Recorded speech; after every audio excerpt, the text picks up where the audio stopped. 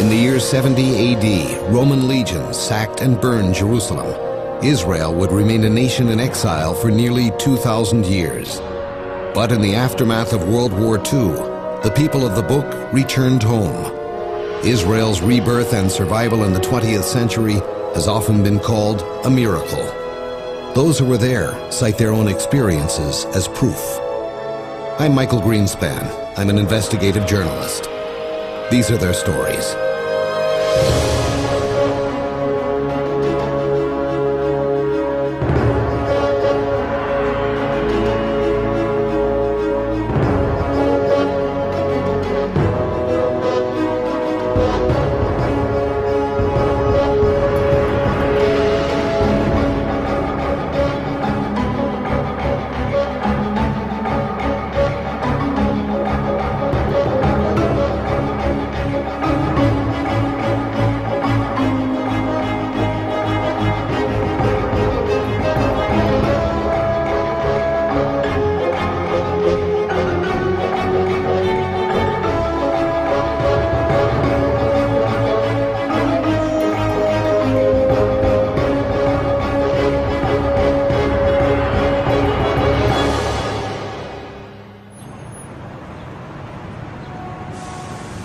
In my search to find out if miracles really happen, and if they especially happen in Israel, I've come to realize that miracles most often don't flaunt themselves.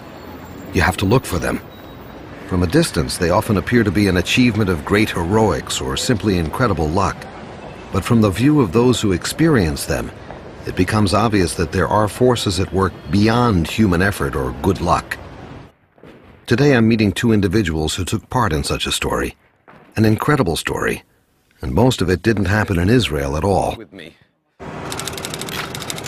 On Sunday morning, June 27, 1976, Air France Flight 139 departed from Tel Aviv's David Ben-Gurion Airport with 229 passengers bound for Athens and then Paris, most on holiday, many with children, wives, and sweethearts. A short flight to Athens was uneventful. The plane landed. A few passengers got off, others got on. After a short while, Flight 139 again departed for Paris. It never made it. Passenger Sarah Davidson was on Flight 139 along with her husband Uzi and their two sons. It was going to be a holiday. I didn't see anything outstanding in the plane, but I heard a shout from the first class, and I saw a waitress coming in front of us, and she looked frightened so much, and I told Uzi, listen, we are hijacked.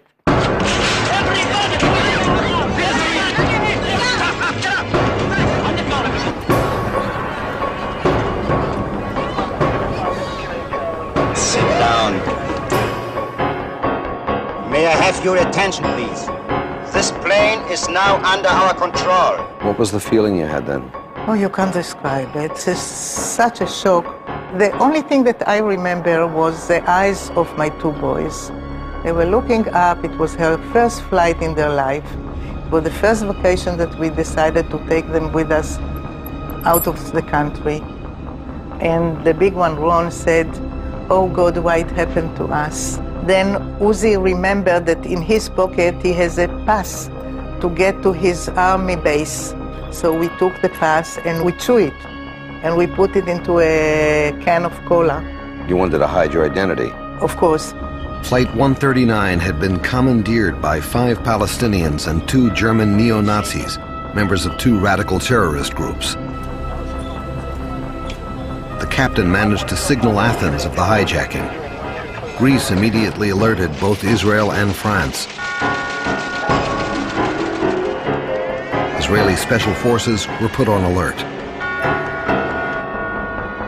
Prime Minister Rabin was reached during a session of the Knesset. Meanwhile, on Air France 139, the hijackers ordered the plane to fly to Benghazi on the northern coast of Libya. One passenger, a pregnant woman needing emergency medical care, was allowed to leave the plane.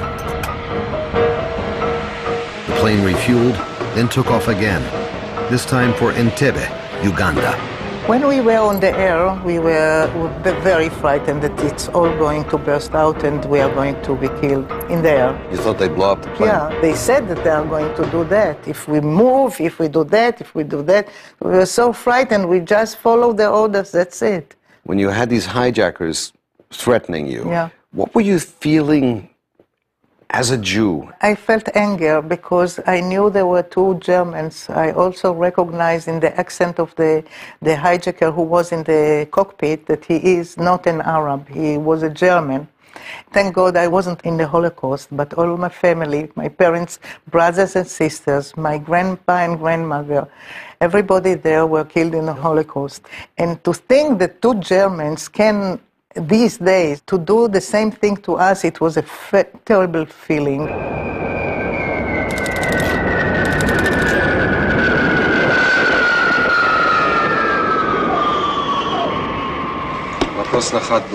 They've landed in Uganda. Uganda? But Israel has no diplomatic relations with Uganda. Yes, you're right. But the foreign minister is on it right now, trying to reach Amin through the French authorities.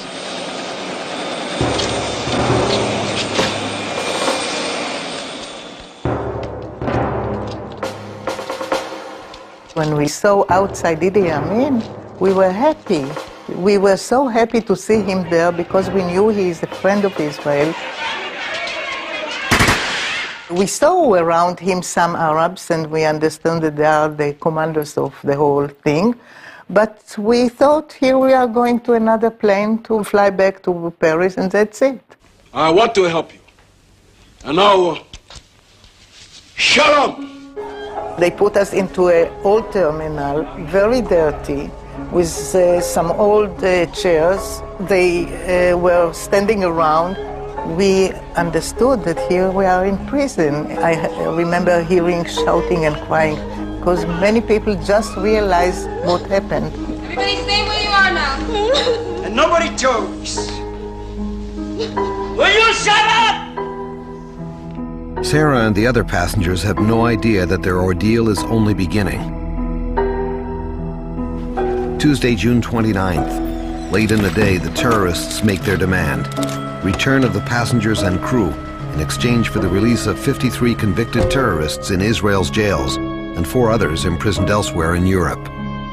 If this demand is not met within 48 hours, the plane will be blown up with all passengers aboard.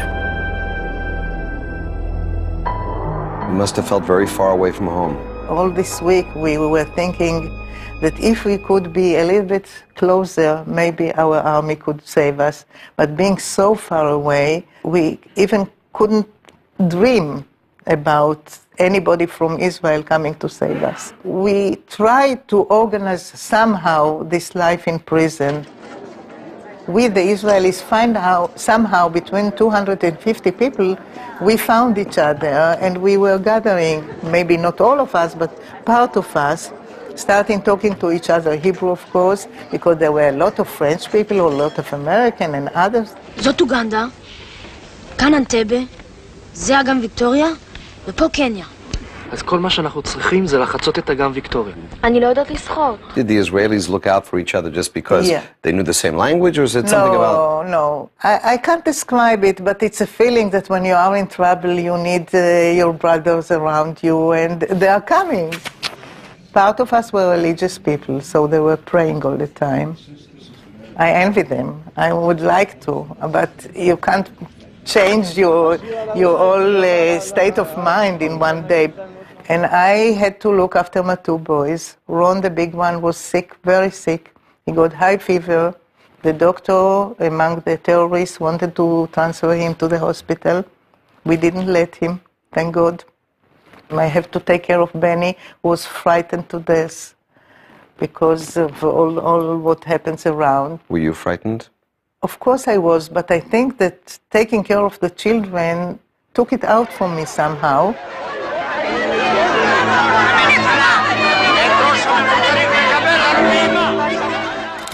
The government has decided to commence negotiation for the release of the hostages being held in Entebeu. We've agreed in principle to release prisoners.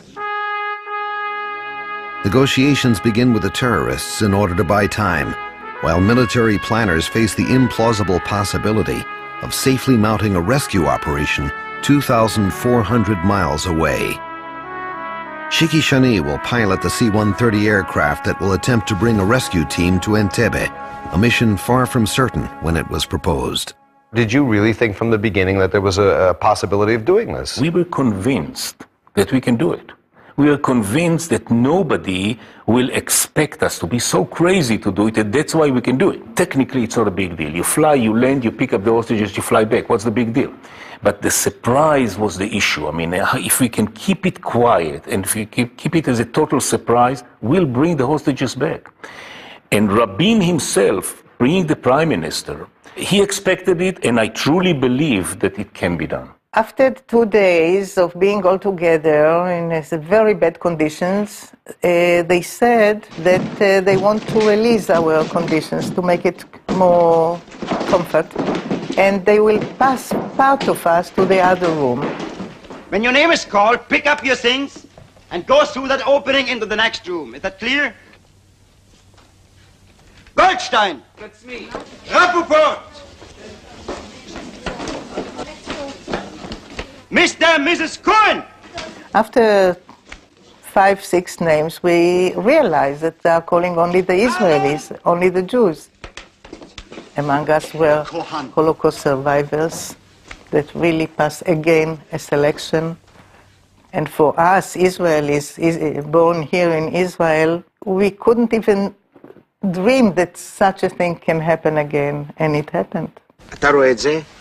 אף אחד לא בא אז, אף אחד לא יבוא היום. אם אנחנו לא דואגים לעצמנו, אף אחד לא דואג לנו. Wednesday, June 30th. The terrorists begin to release the non-Jewish and non-Israeli Air France passengers. First a group of 47 and later the remaining 101. The captain and crew of Air France 139 refused to leave without all their passengers. I'm responsible for the lives of these passengers, all of them. Why the separation? You're not going to take them anywhere. They determined to share whatever fate befalls the Jews.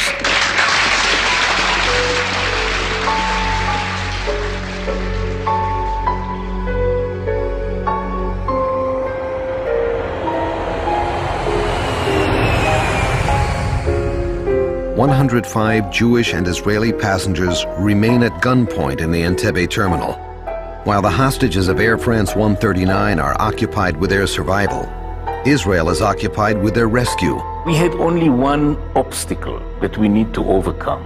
If somebody find out that we are there or coming or getting closer, or because it's the middle of the night, somebody will switch off the runway lights. Here you fly 7 hours and 30 minutes from Sharm el-Sheikh, where we took off in the Sinai, and you get there's no runway lights.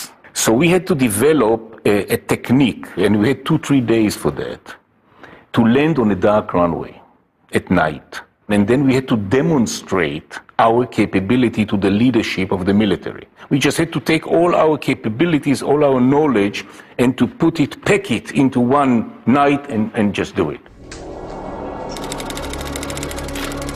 חוליה מספר 1. חוליות שוקי ומאיר.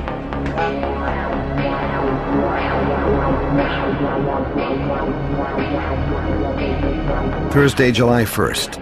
The deadline for release of terrorists from Israeli prisons passes. Israeli negotiators managed to convince the hijackers to extend the deadline to Sunday at 2 p.m. The terrorists vow that if this deadline is not met, the hostages will be executed. The Entebbe rescue effort is dubbed Operation Thunderbolt, and the timetable is accelerated. At Entebbe, one of the hostages, Mrs. Dora Bloch, takes deathly ill and is removed to a hospital in Kampala. It will prove to be a tragic move. It was Friday that everybody started being sick, stomach, and the water in the toilets were gone. Idi Amin came and told us that the negotiations went very bad. Israel is not ready to release terrorists, so on Sunday they will start killing people. Who will be the first, nobody knows. Late into the night on July 2nd, Shiki and the other IDF pilots practice landing the C-130s in the dark, anticipating the landing lights may be turned off at the Entebbe airport. שכתבת עלינו בתורתך, על ידי משה עבדך, מפי כבודך כמוהו. The next morning, July 3rd, the combat units load their equipment and vehicles and wait for the signal that the mission is operational. The word comes at noon.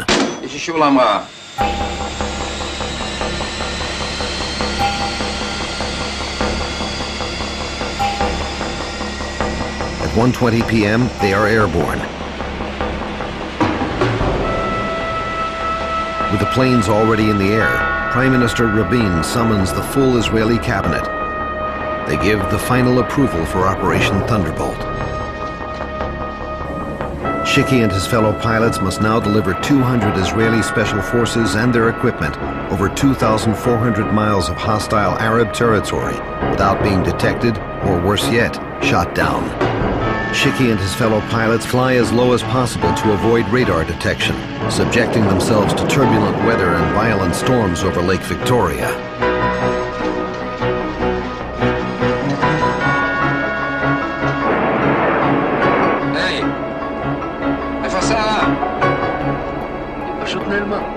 It was a one-way ticket. We didn't have fuel to fly back. We needed to do some fueling somewhere on the way back, or in Entebeu itself. Needless to say that we couldn't hear the radio after we took off. And again, remember, surprise was the issue. If somebody pick us up and somebody do the linkage. Ethiopia, they didn't have a real air force or radar, so we flew higher to make it more comfortable. It was night. And then we split into myself to land single to maximum surprise, minimum noise. The other three were just holding pattern over the Victoria Lake.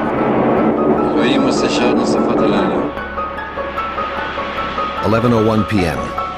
Only seconds behind schedule, Shiki Shani's C-130 lands at the outer marker of Entebbe Airport and unloads the black Mercedes and escort vehicles intended to make the Ugandan guards at the terminal think Idi Amin is paying a late-night visit to the hostages.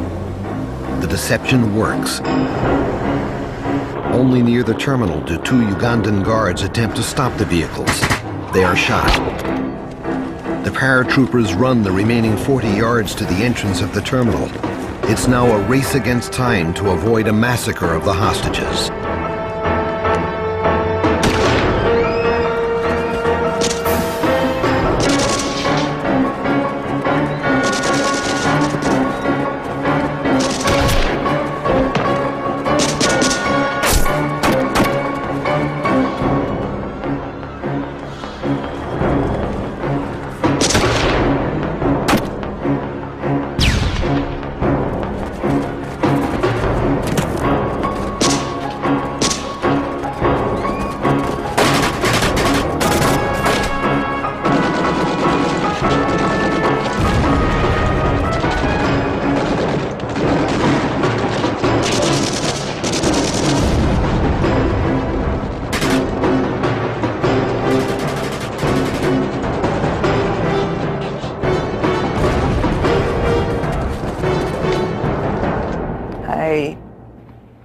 Up a little bit my head, and I saw a soldier wearing a uniform, holding a big gun. He looks to me very small, maybe because I was on the floor. And then he said in Hebrew, "Chevre, banu lakachat otchem habayta." Banu lakachat otchem habayta. It's guys, we came to take you home. Listen, how can you describe that? How? Told you. I don't know. For me, if he would have wings and it has been an angel, it wouldn't be strange for me as I heard this Hebrew sentence so close, so feeling at home, in such a faraway place that I couldn't even dream that I will hear Hebrew so close to me. Unfortunately, in the crossfire, we lost a couple of hostages, and then, only then, like 10 minutes after that, we landed the other 3 aeroplanes that were waiting, just more forces, and 1 aeroplane just to pick up all the passengers. With Within 3 minutes, the gun battle inside the old terminal is over. All 7 hijackers are dead. 2 hostages are killed in the crossfire. Outside, the gun battle continues with the Ugandan collaborators as the hostages are evacuated to the waiting C-130s. Tragically, Force Commander Yoni Netanyahu, brother of the future Prime Minister of Israel, is also struck down by sniper fire as he leads the hostages to safety. Dora Bloch, the sick hostage who had been taken to a hospital in Kampala, is later murdered on Idi Amin's orders. Within 58 minutes of landing at Entebbe, the freed hostages are airborne.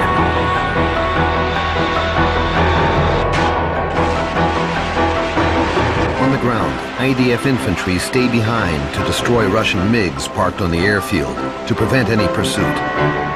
At precisely 40 minutes past midnight on July 4th, the last IDF airplane departs Entebbe. We took off one after the other, landed in Nairobi, refueled the airplanes, and then we came back home, flew back home 8 hours.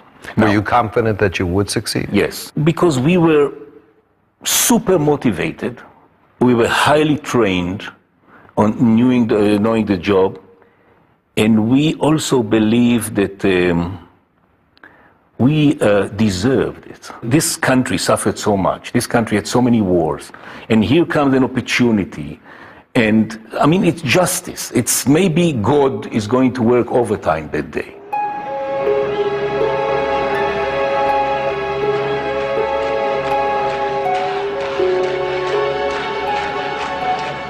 How long did it take before you came back down to earth and started to understand this was really happening?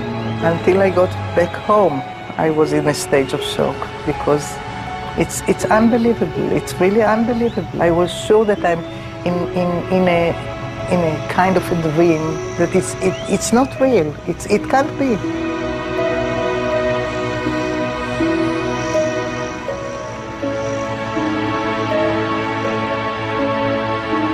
I am sure it was a miracle. Beside all the credits to the army, to the planners, to the pilots, to the soldiers, I'm sure something more happened that we can't describe and maybe we can't understand. To be a military pilot and to be involved in saving life, this is wonderful. You do what you are trained to do as a military pilot, but you save life. It makes me feel wonderful even now, almost 30 years after that. How did it change your view of yourself and of life itself? It gives you another proportion to what happened in everyday life. So where's the miracle at Entebbe? How could 6 Israeli aircraft travel 2,400 miles over hostile nations without once being detected by Arab or African radar? How was it possible for 4 giant C-130 transports, planes that can easily be heard a mile away, to glide at night onto a fully lit airport runway where 100 Ugandan soldiers and 7 hijackers are on high alert without anyone seeing or hearing these howling transports? There were snipers and sentries posted on the Entebbe airport tower, yet why didn't anyone see the planes landing just 1,000 feet away? Did some force blind their eyes? In the Bible, God blinded the eyes of those who would do his servants harm. Did this happen at Entebbe? Is it mere coincidence that the old terminal at Entebbe was built by an Israeli construction company who was able to provide the invaluable blueprints to the rescue planners? There was a Ugandan fighter squadron of Russian MiGs stationed at Entebbe, yet they didn't scramble, and mysteriously there were no pilots around. How come? The assault on the old terminal lasted less than 3 minutes, killing all 7 hijackers and rescuing the hostages. Within 7 minutes, the hostages were on board the C-130 that would take them home. Strategic planning, military skill, even good luck are just not adequate explanations. Perhaps a miracle is the only logical answer. In the search for miracles here, it's increasingly clear to me that if they are real, they're most often very personal and seldom recognized beyond the awareness of those who claim to have experienced them. Many observers of the Entebbe rescue were in awe at the daring courage of the rescuers and the tested bravery of the hostages. But among the soldiers and pilots and the passengers and crew of Air France 139, many saw themselves as not alone in their ordeal, the source of their strength and the swiftness of their hands emanating from a higher power. A miracle? The grace of God? We can debate the answer. But for many of those who lived the Entebbe nightmare, the words miracle and faith took on a very personal meaning. If there are miracles, I suspect that's what ultimately counts.